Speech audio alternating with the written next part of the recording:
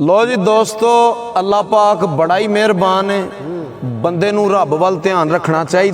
वो किते ना किते कोई सवब लांदा है, ऐसा सवब लांदा है कि बंदा भी हैरान रह जाता है। ते मालक ने मैनू 14 साल बाद पुत्र दिता है कि खुशी बाज ना लबां ते आउण हासे,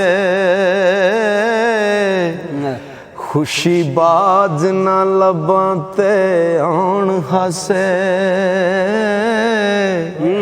दुखां बाज नहीं रोवणे रोए जांदे,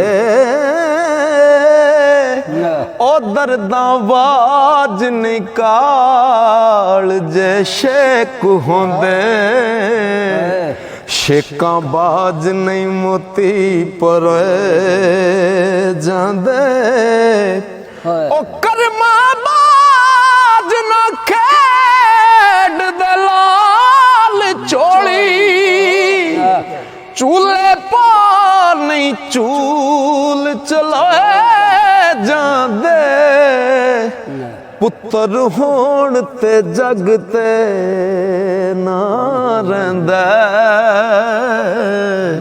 ओ पैसे नाल नहीं तोवणे तोए जांदे, पुत्र होण ते जग ते ना रहिंदा,